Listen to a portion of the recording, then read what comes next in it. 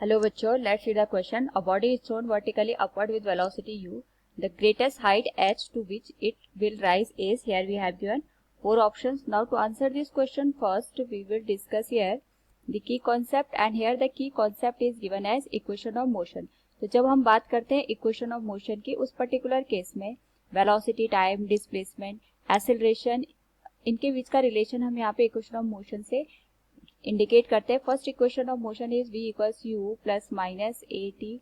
Second equation is s equals u t plus minus half a t square. And third is given as v square equals u square plus minus 2as. इसी का use करके हम इस question को solve करते हैं. तो body को हम अपर डायरेक्शन में थ्रो कर रहे हैं विथ वेलोसिटी u. उस पर्टिकुलर केस में यहाँ पे इस पे फोर्स डाउनवर्ड डायरेक्शन में एक्ट करेगा और एक्सेलरेशन डाउनवर्ड डायरेक्शन में यहाँ पे एक्ट करेगा और ऑब्जेक्ट का मोशन अपवर्ड डायरेक्शन में होगा. यहाँ पे क्योंकि हमें ग्रेटेस्ट हाइट दे रखी फाइंड आउट करनी है, तो हम यहाँ पे कह सकते हैं कि जब ऑब्जेक्ट यहाँ पे अपवर्ड डायरेक्शन में मूव कर रहा होगा और फोर्स यहाँ पे डाउनवर्ड डायरेक्शन में एक्ट कर रहा होगा, तो हर एक पॉइंट पे इसकी जो मोशन की डायरेक्शन और फोर्स की डायरेक्शन है एक दूसरे के जस्ट अपोजिट है.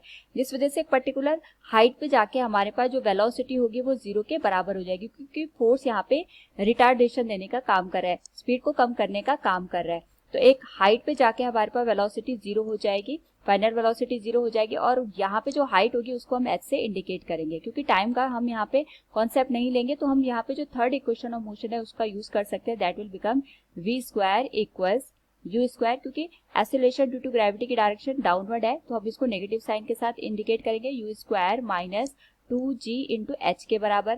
क्योंकि v की वैल्यू तो 0 हो गई, तो हम यहाँ से लिख सकते हैं u square equals 2 into g into h. हमें h की वैल्यू फाइंड आउट करनी थी. This will become u square divided by 2 into g. So from the given question we can say here greatest height h will be u square divided by 2g. Option B is the right one. Hope all you understood it. Thank you and best of luck.